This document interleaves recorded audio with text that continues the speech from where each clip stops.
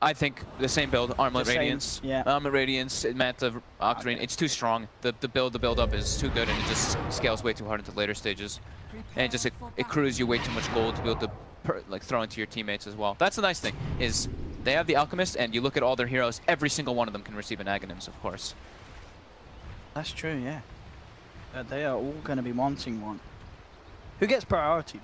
I imagine at the pace the game goes, SCCC is still going to build his own. He'll build his own. He should more than likely build his own. I don't think Newbee wants to prioritize getting one that early. No. I mean, Void and AA both can be very good. I think the Void is probably the better one. AA's is neat, you know, it's great having that, but it's nothing like super specific. It's only Cold Embrace right now. That's the big heal that he'll stop.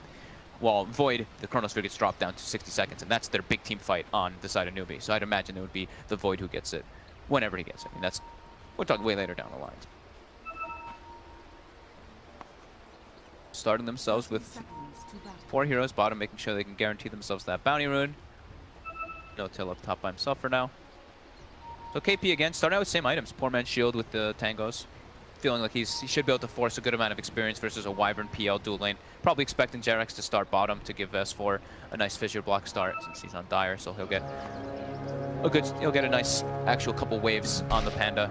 And then it's what happening. Jarex already moving down toward that bottom lane to fissure block it. So Jarex gets a nice starting level with KP, getting zoned off the rune, forced to time walk away.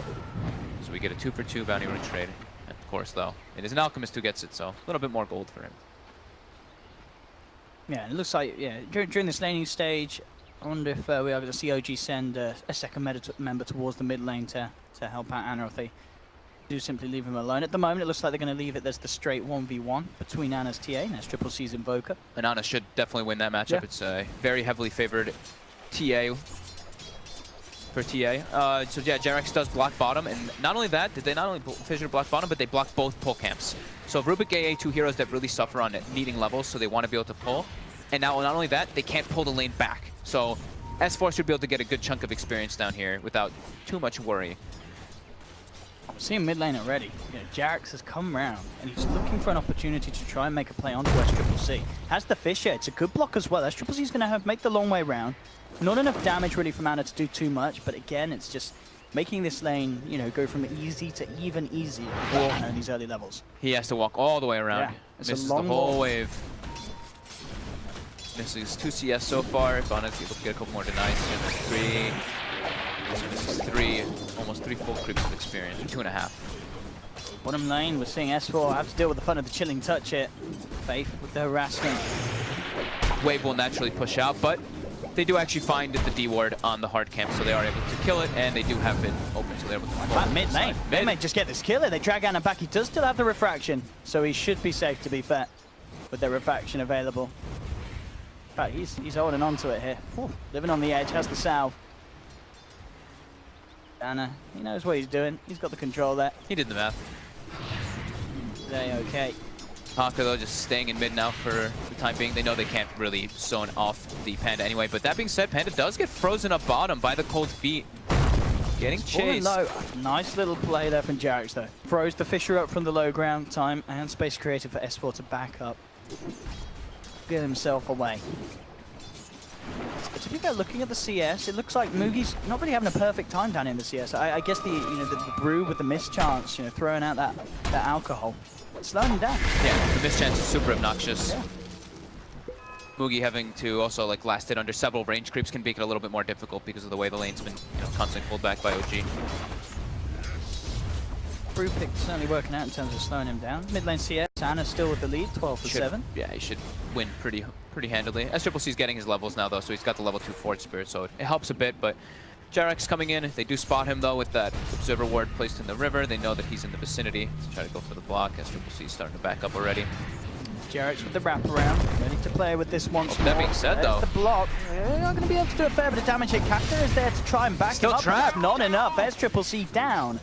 Oh, Jarex making the plays, making the rotations. Oh, they pinged for him too. They were pinging, saying, "Oh, Jarex coming your way." I guess he just didn't really think that they would be able to get the perfect trap and kill him. Slight little mistake there, definitely coming out from SCCC. And we do see Jarex with his earlier movement. He placed a ward deep inside the enemy jungle to watch whenever the Invoker does go to jungle, because he's gonna go to jungle at some point because Templar Assassin's gonna crush him so hard in this lane. So being able to watch where he's farming. very relevant. Up on the top lane, No Tails farm so far, looking pretty good, 16 CS. KP's Void not being too much of an issue really. He's been forced back a couple of times to base, and now just keeping himself out. Again though, he's still finding the levels like he was on the Legion game we saw in game 1, and definitely, you know, KP being KP, we can expect him to have this slow but steady start. He's not going to feed, and he's still going to be able to offer a lot once he hits the 6. Bottom lane though, S4, Cold Feet kicks in, and Newbee, they will be able to catch out the Brew. Having the unstable concoction level, allowing them to connect to that Cold Feet. S4 just underestimating how much damage it really would do.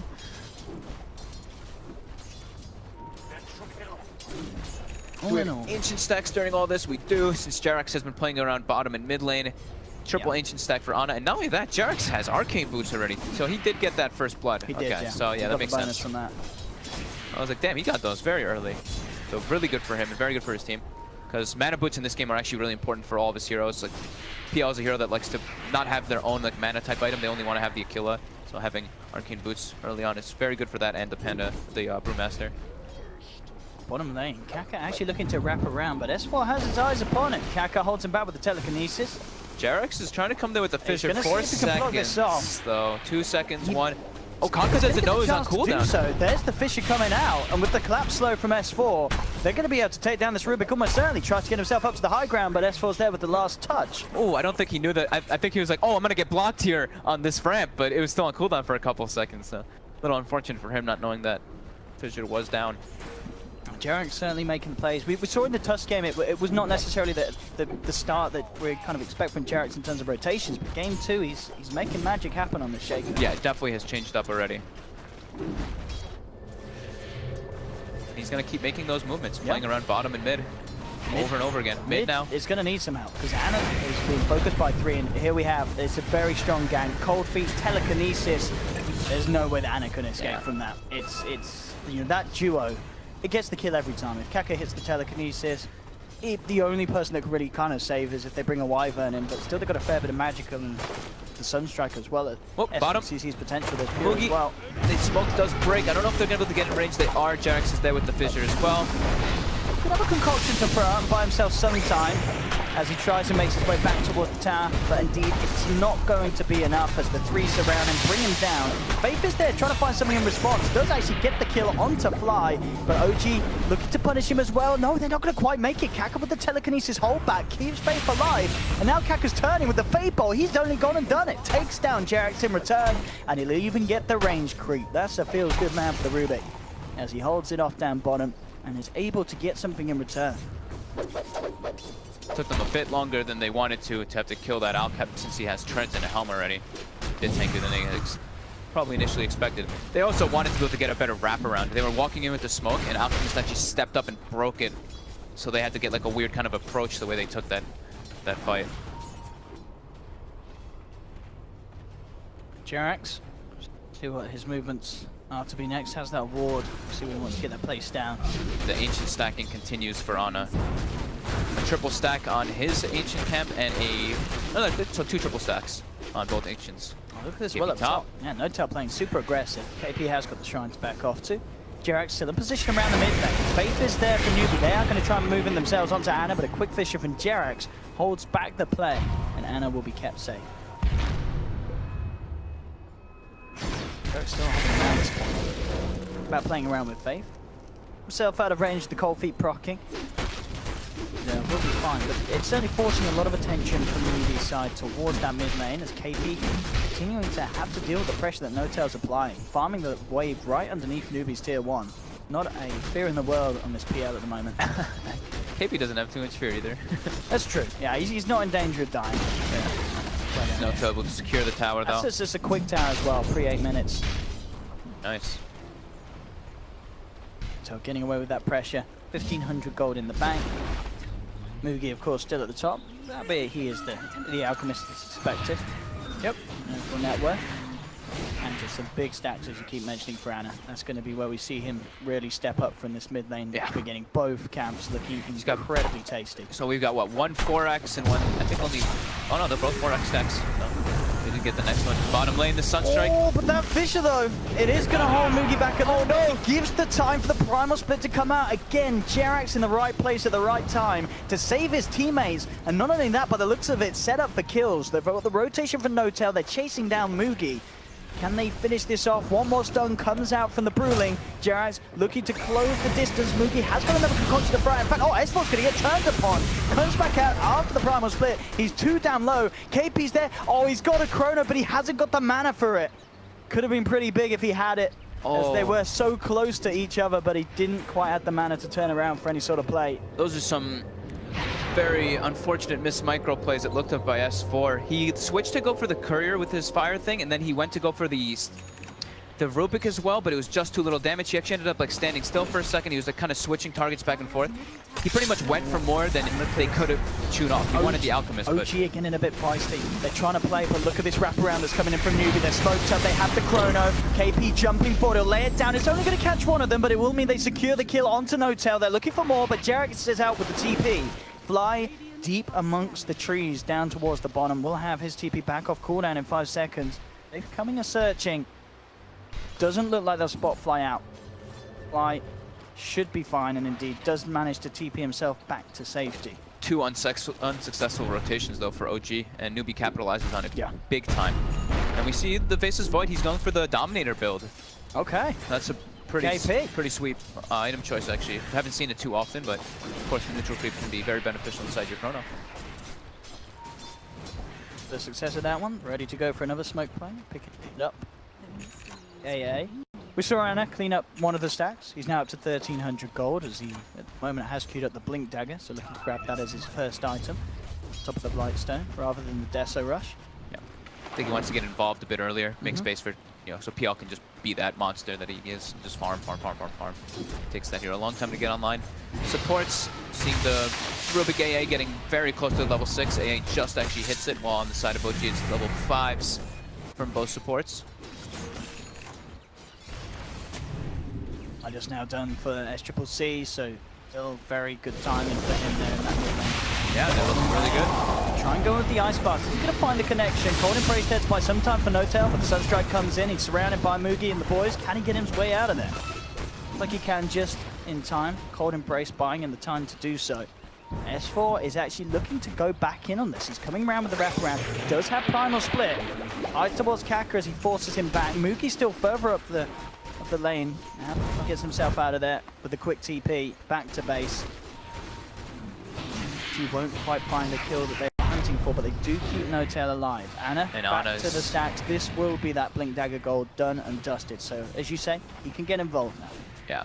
And I think Jerax was sapping experience from some of those Ancients, so he does hit his level 6, so they have Echo Slam online for the next fight as well. Here we have it. They're smoked up. OG with the movement through Newbee's jungle. Jerax looking to lead him with the Echo Slam. S4 has the Primal Split. Moogie would be the big kill. They've got that ward down. Straight in with the Echo. No messing. Is there any way that Newbee can get Moogie out? They have the chemical range with the run as well. He may just survive this. There's the backup. KP comes in with the Chrono. Does he catch 2 of the Brulings? But it allows Moogie to buy some time to keep him alive. Turns around, chucks out the concoction, and Moogie, I think he might just be able to ward this one off. No, the final rock flies through. They do get Moogie, but OG, they've lost 2 for it. Ana trying to man up against SCCC, but KP's out with the time dilation slow. Zips forward onto Ana. OG lose a 3rd. They may just lose a 4th as well, as S4 comes out of the Primal Split. Chased down by SCCC and Faith. Sunstrike is not going to be on point as S4 gets the Duke off, but he'll be continued to chase down, and it'll be a painful death as well. He's close to that Blink Dagger gold. He does not have a TP. All he can do is just waste a little bit more time of Newbee. Oh, spotted. Faith's on the hunt. Kaka's there as well. He'll say, I take the kill, boys, as he picks it up with the Fate Bolt. And OG with a lot of... They're making the rotations, but they're not being successful. I mean, they get Moogie, but it cost them 3 heroes. Look at this. Jerax unable to get the fissure off. The Cold Snap 1, 2, 3 times. Then he gets Cold Embrace. Then the TP from KP, absolutely perfect.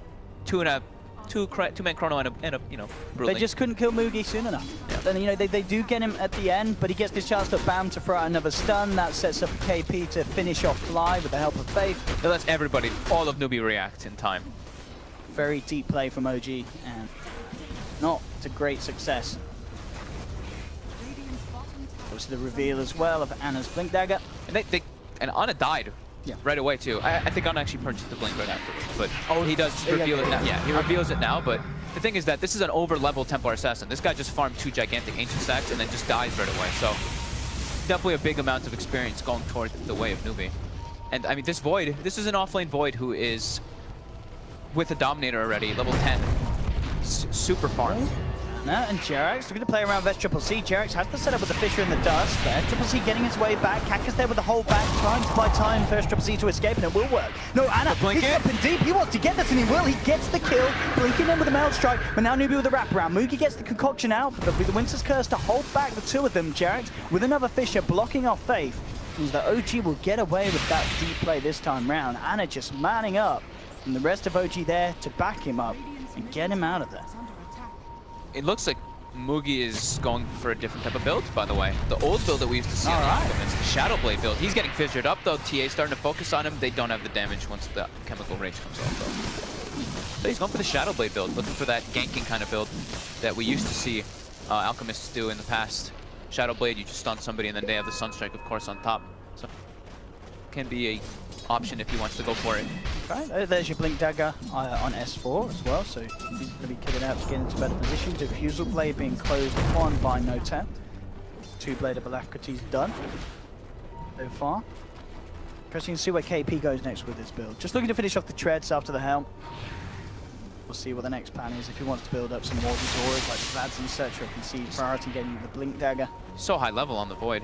Almost level 12 already. It's pretty absurd. Look at this S4, getting some valuable information there with the Invis. No way to instantly cancel that TP, so Kaka will get out. In fact, Ana and Jerax, they found the bigger kill. Again, finding SCCC with the Fissure and the Dust out. Invoker's down. S4 looking to move indeed. Has the Primal Split ready to play. Faith heading back to the high ground. They'll look towards the bigger kill. The controls there onto Mugi, throwing him up into the air. Make so him stun he ends up himself. stunning himself. Perfect timing, but KP's there with the counterplay. Comes in with the ultimate. Winter's Curse is down. Mugi's going to be held back though by the Chronos. It doesn't do too much damage at all to KP. Still alive amongst it all. S4 now losing that Primal Split, is in trouble as KP jumps in, finishes him off. Fissure there from the Rubik, indeed, catching Ana and Jerax. Ana, quick with the blink out, will juke off the Ice Blast with their refraction protecting him for the time being, and shouldn't tick down too low because of that, as he will get out of there. So, 1 for 1. The more times they kill this Invoker, I think the more times that OG will be happy. Taking a 1 for 1 when you are getting that SCCC kill, I think they'll think that's okay, especially when you're forcing KP to use the Chrono defensively. Exactly. Now you know you've not got that threat on the map. As long as they can play around the timings of the Chrono whenever they do those type of aggressive plays, then it is definitely beneficial for that. Because No-Tail, during all those situations, he's farming, while Newbee does respond with 5 heroes. Diffusal Blade complete for No-Tail, so as you say, he's been farming now, he can certainly have the opportunity to turn up and contribute quite a bit. Yeah, now he can actually start fighting, especially with not only just the Diffusal Blade, but his levels. Level 11, you're able to have your max Doppelganger and your talent as well. So having max Doppel is super important to actually be involved in fights, because otherwise, yeah, you have no real save mechanic. This is the thing though as well, as you mentioned, Mugi obviously going for this build. Is it good in your eyes, or do you kind of question this build? I mean, it's a completely different kind of playstyle, right? He wants to be a ganker as well with the Void. He doesn't want to just be like this AFK farming hero. He wants to be more involved. So if he plays it like that, then it could work if he sets up the proper Sunstrike, because he can actually, like, if he can find an isolated PL, he can get the concoction off, and I mean, you actually do so much damage inside of that 4-second duration stun on top of a Sunstrike. So it can work. I'm not sure if it's the right choice this game, but we'll see if he's able to make it work. Desolator complete for Ana as well now. We've seen how much he's been able to do with just the blink. Deso as well, he is going to rip some of these heroes to pieces, especially, you know, if they can catch that Alchemist without the Chemical Rage. Yeah, I mean, Templar Assassin's massive, the Desolator. They may find Mugi here. He's around the corner with KP. KP does not quite have Chrono back available. They're looking easy. They just jump into Faith. A couple of hits from Ana. Oh, they put a Void? They might actually get the Void. KP's come up the high ground. Does have Time Warp. We'll see if OG want to try and chase this. Jump forward from No-Tail. Has got the Diffusal Blade. KP, oh, that Chrono must have only just come back up. And he does indeed have to immediately use it defensively, sorry, to hold them back. That's a big window now for OG. Yeah, they're constantly forcing KP to use these Chronos and run. We'll see what they can do with the 2 minutes when there's no Chrono. I mean, Roshan, absolutely, that's going to be perfect. Yeah. Thinking more about it, the Shadow Blade build, you know, it can work, but I think this game also the Radiance build super nice because it's versus PL and TA. So Yeah. I don't know. It's in the eye of the beholder and how your team wants to play around with the Alchemist. So they get the stomp on the Jerax. Yeah, on the Sentry. Yeah, they see him. Sentry's down. S4's going to try and jump in, but there's the immediate telekinesis to hold him back. Still gets the Primal Split off in time, and of course there's no Chrono. Ice Blast out onto Ana. Sunstrike as well makes the connection. That's going to be Ana taken down. Newbee already with 2 big kills to start this fight, and they look to try and get more, but No Tail turns towards the AA, brings him down with a Diffusal Blade. KP still running around, of course, no Chronosphere. He's trying to man up and get the bashes onto No Tail with a Fate Bolt flying through as well from Kaka. It's still not quite enough. Tornado flying in, but the blink out's in time. Doppelganger from No Tail to juke off the bad weather. He will get his way out of this one. So again, another 2 for 2. It is OG losing Ana on the TA. That is the big kill there amongst it all. Of course, with Ana being top of the net worth. Yeah, this is brilliant for SCCC. You can see on the net worth as well, SCCC not that far behind this TA at all, which is impressive considering obviously how much Ana got from the lane, from the ancient stacks. Yeah, and now they have, you know, the Aghanim's is finished and online, so now inside the Chronosphere they actually have real damage. It's not just like an AA Blast and a Sunstrike. They have a lot of other spells if the Invoker's in the area. And look at this, but so it's going to be like, yeah, full punching as we've been saying from the Alchemist. It's going to be look like some Maelstrom. Yeah, it seems like he just wants to be that like frontlining tank kind of thing for his teammates to be able to do everything else behind, rather than being this just like farmer, AFK farmer. Okay. Some sort of way to deal with the PL illusions as well. Different approaches, yeah. We haven't seen the hero in a long time, in particular the safe lane Alchemist, so different play styles. Note almost with Boots of Travel finished up, same thing with Invoker. KP now has Chrono online. They may look for a smoke once Mugi's a bit more healthy. Yeah, it really feels like if Newbee can actually take the fight themselves, they're going to be in such a great position. Because we've seen, you know, when they're being forced to use these Chronos defensively, they don't necessarily lose the fight. Yeah. They still get an even trade. So if they can get that sort of jump themselves, it's going to go brilliantly. And here we have with the smoke, they know that they have this power play. They can try and use the Chrono to great effect. There's the jump forward, and it's perfect. Catches Jerax on the tip. This is going to stop that Fisher coming out for a bit of time. KP moves on towards the Wyvern. At the end of the day, though, there wasn't really quite enough damage coming in post-Chrono to really finish off the kill straight away. Ana being chased down by Mugi, but Jerax holds him back with the aftershock from the Enchant Totem. No-Tail's in the back line. He's already cleaned up one. He's taken down the Rubik. S4's looking towards KP. Mugi getting stunned up. Can he get the chance to throw out the concoction? He can, but the cold embrace is there from Fly, keeping Jerax alive. OG claimed the 2 kills. So despite the fact that it felt like Newbee could get something done, I don't know what quite happened there. Was it SCCC wasn't quite close enough to lay down a combo? It didn't seem like he was close enough, yeah. And nothing happened within it. No-Tail came from the back lines and started disrupting it too, and everybody from OG was ready there. The Fissure comes in to, well, the Fissure was about to come in before the Chrono, but he did get trapped up, but everyone from OG was there to respond. Cold Embrace doesn't heal, but it does prevent the damage ticks. We'll be spooked down at the pit. Jerax walking up very aggressively toward SCCC with No-Tail. No-Tail's looking for this, doesn't have protection. So SCCC will be able to walk it off. It's game 2. OG 7-13 at the moment. 1k advantage, very close at the moment between these two sides. KP still working towards that blink. OG with a big advantage right now, just in this next couple minutes, because Chronosphere's on cooldown, they have Brewmaster, they have all of their ultimates ready to go. So this fight should be able to go very well for OG as long as something devastating doesn't happen. Can Newbee contest this? They are close to the pit. They've got time to get in. They scan it out. Sunstrike's in there. They know the state of play here. Who's going to make the move though? Mugi clearing up the traps from the outside. They're going for the long wraparound by the looks of it, some of them, as they head around from the top. KP's there on the high ground. The Centaur stun. It's gone in. It's scouting them out and it's spooking OG out of the pit. Mugi moving forward with the Shadow Blade and the concoction. Chucks it out onto Ana. And there we have it. Beautiful play there with the acid spray to bring down the refraction, get the stun free, make sure the damage connects. Cold Embrace is there, but the telekinesis onto Ana holds him in place, takes him down. Immediate buyback from Ana as he looks to get into this fight. PL's illusions bring down the AA. They've lost one in return. No-Tail just trying to clean up the Centaur. Now he's going to turn his attention towards Mugi. He got sent up for the time being by S4's Primal Split. There's the Echo coming through. Jerax has the control, allowing Ana to get the damage in to finish off Mugi. Buyback comes out from Kaka as he looks to return to the fray. But Newbee, they're down 2. They're without their position 1. So unlikely to fully go back in on this for the time being. KP does have Chrono back up. He could look to make some sort of incredible play around this pit. SCCC there as well. In goes the Tornado. The EMP as well on target as it connects with Ana and S4. Anna finishing off this Roche. No-Tail making it very hard for him to get in. Jarex is there with a stun. They'll get the kill onto Triple C. KP comes out with the Chrono, but again, where's the damage? They've got an Ice Blast. Is it enough? I don't know if it is. The Cold Brace is down as Jarex. He's going to survive. KP now out of mana. All the meanwhile whilst this was going on, Anna finishes off Roshan, grabs the Aegis. Newbee just crumbling around the pit. They just can't find the combo. Kaka gets cleaned up top. That's an effective dieback on the Rubik as Kaka brought back for this engagement. And things very, very vehemently falling apart there for Newbee. It's now the lead is gained by OG. They're ready to push with the Aegis. Jarex has the Blink Dagger gold. Moogie's going to try and see if he can get some on the side. But he stuns himself. Fly goes up to the high ground. There's no vision there for Moogie. And now Moogie's just going to get turned upon. Jump forward from Anna.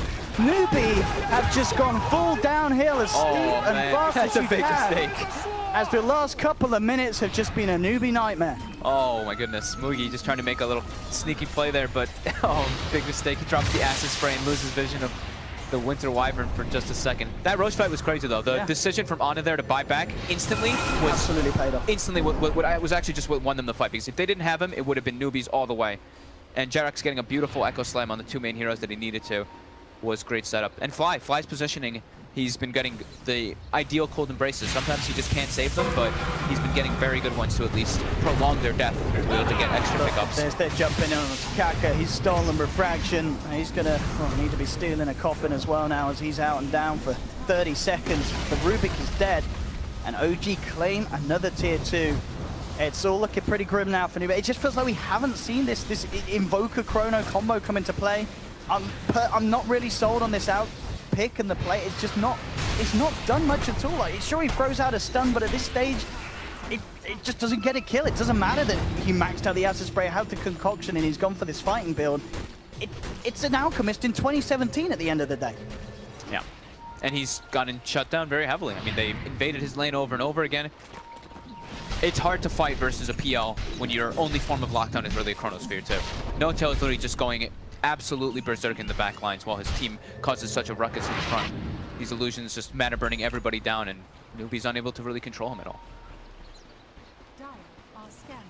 But yeah, Moogie is definitely having some trouble now with the build. As we have seen though, Invoker can certainly carry a game. Yes, that's for sure. And if anyone's to do it, Esther Triple C is certainly one of the players. Already on this bottom lane. They're trying to make something happen, but OG's aware of what's going on. They're in the neighborhood. They're going to see themselves if they can get the catch. Just the tip. Clips onto KP. They'll try and move up for it, but KP's out with the TP away. Nothing to cancel. KP, with the quick plays, quick decisions, will keep himself safe. The rest of Newbee as well get out of there. Be unable to take good team fights now. They need the Chrono. They need a really good Chrono with the Invoker spells. They need Other to than that, it's very minimal. Bottom lane as well. TP comes through from No-Tail. Triple C needs to use that Midas. My boy. They do find S4 though. That's an easy bring down.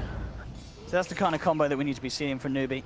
Yeah. Just everything just thrown down onto one hero, and they do have the heavy delete potential. I mean, that is the idea of, you know, what Moogie wants to be doing. He wants to be setting up for those kills, but... Talking about heavy delete, I mean, OG have got it themselves as well. Jarex just in with the instant stun and the physical burst from TA.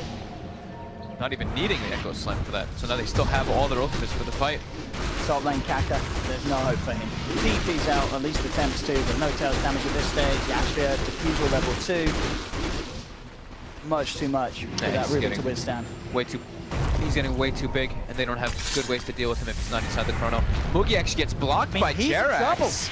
I don't know if this man gets out. He needs some friends, and he needs them quickly. There's going to be a meteor and an ice blast coming on an Anna. That's going to do a fair bit against the TA. The duct is down to Moogie. Shadowblade's not going to save the Alchemist, and that is your out down for 50 seconds. Anna pops the BKB, and they're ready to dive out to the high ground. No-Tail chasing Faith with the Diffusal Blade, takes down the Ancient Apparition, picks up the double kill. Monster kill for No-Tail. This game really flipped over from what we saw in game 1. This is OG this time round, playing with the strat where it's not the 4 protect one. You have Anna and No-Tail, both on heroes that can farm and both on heroes that can absolutely hit hard at this stage of the game. And it's just working out much better. Yeah, they've got 3 of the same heroes from the last time around, but it's the roles that make such a difference, or 2 of the same heroes the last time, but it does make such a difference in the roles that they're placed. He's jumping with KP. Where's the combo? They try for, but again, Jarex just throws down the Fissure, and suddenly the Magician can't do any darn magic. He's out of it. SCCC up in the air. The disruption is just too high from OG's heroes. SCCC had to just go for it, look to get himself out, but Jarex jumps forward, jukes out the tornado, Ana lays down the physical, and that's SCCC down. Mugi heads in, he's trying to do something to push them out of this, but there's no invoker for 50 seconds. OG have claimed the melee ranks once again. Jarex lays down a Fissure to hold them out of this. Ana's trying to get out, the cold feet will tick in. Do they have detection? That's the question. No, he's out with the blink. Ana plays his way out of it. Newbee, they're going to try and chase him down. Ana does have the BKB available once more. And with the traps, though, I think he should get himself out of here. S4's going to be there if help is needed, but Ana doesn't even need it. He's out of there. He gets himself away. Newbee unable to punish. And as we've seen, SCCC just not given the chance to play between getting thrown up into the air by the Brewlings, getting stunned up by Jarex. It's so hard for Invoker to do anything in these team fights. Way too much control, and they're way too reliant on having the perfect chrono, because like we're saying, that's their only real team fight, their only real lockdown. So if Jarex or if S4 are not caught in the chronosphere, or actually even Fly, they can completely mess up the whole backlines, because they can just either throw a Fissure, they can throw something in the air with the Panda, or they can throw a Curse / Cold Embrace from the Winter Wyvern. So it's really, the game is super difficult for KP to actually, it's like all the weight is on his shoulders to land the perfect chrono, pretty much. I mean, and of course you can see this as well. SCCC realizes the exact same problem that we're stating. He's going straight for the BKB now. Yeah, needs something. He has to have that BKB to be able to do anything in these fights, because of how well OG are playing their positioning. Faith in some trouble. Jarex invis on him, and a quick, easy pickup. There's no help for that, man. It's gone. Ana level 22, 16,000 net worth. Let the siege continue. They don't have... Oh, they actually get the instant echo onto Copper. That's a lot of hate for the Rubik. And they're going to get the top. Get a secondary set of racks, probably. 2 arrows down, and neither have buyback. Supports, yeah. I mean, it's just the supports, but it's, you know, an Ice Blast can make all the difference when it comes to defending the high ground. They're going to have it for 20 seconds. A good EMP connects onto Notel and S4. Yeah. That will slow him down a little bit. I say a little bit, though. Ana still sticks around. Bring the tower down low. Noji, of course, no real reason to play this risky. They know that they can play it safe. They know Mugi's stunned himself. Position, and they're going to try and go back in. He stuns himself with the Kokoshi. KP comes out. This could be the combo they needed. Deafening Blast comes through. Pushes Ana through along with this Notel, but again, Fly's just there with a Cold Embrace save. Buys time for Notel. They now turn themselves backs towards SCCC. The Fissure's there locking him down. He'll buy back immediately. Newbee being forced back to the base though. Kaka losing his faith as AA is down for 40 seconds. And what can they do? There's no chrono. KP's going to jump forward. They have got a fair bit of damage. In fact, they're going to bring him down low, but again, Fly's there with the Cold Embrace, healing Ana back up. Ana gets the chance to blink out from the side of it all as Fly pops the Winter's Curse down, holding back Newbee, keeping his team safe. Fly making the plays. May sacrifice himself. The Glimmer's there. Timing. Oh, sure, he doesn't get out. Sure, there's no way he gets out. I mean, Kaka's going to find him for sure. He has got a Cold Embrace, and he's not going to get it out. They will finally take him down, but saves Ana. I mean, this game and last game as well, despite losing it, Fly has certainly been doing his... He's been putting in the work on these Winter Wyverns. Yeah, he's gotten some very good Cold Embraces. This game maybe he hasn't had like the greatest curses in comparison to the last game. He got a nice one to the last one, but it's not his job. He doesn't need to land big curses in this game. He just needs to disrupt the backlines and save his teammates. That's it. So buybacks coming out from Newbee there was just the Invoker, but the damage was done. One full racks claimed, and top tier 3 almost dead as well. And Roche should be respawning within the next minute, I believe, or so. Yeah, 1 minute. And shrines are open. Quite the lead being created now by OG. 17,000 net worth ahead. Notel with his eyes on Kaka in the jungle. Kaka? Okay. He's got the stolen meld. Nice. Notel didn't expect that. And Notel going for a Shadow Blade build.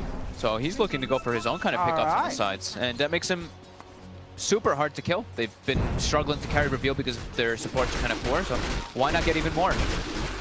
I guess. I mean, it's one of those builds that I feel like you only do if you're at X, you know what I mean? I mean, yeah, more than likely. Shadow Blade on PL.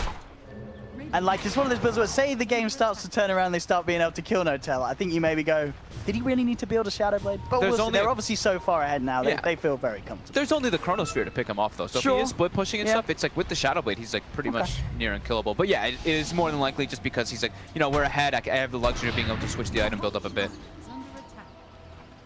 Certainly are. They're looking to force their dominance once more with this smoke up.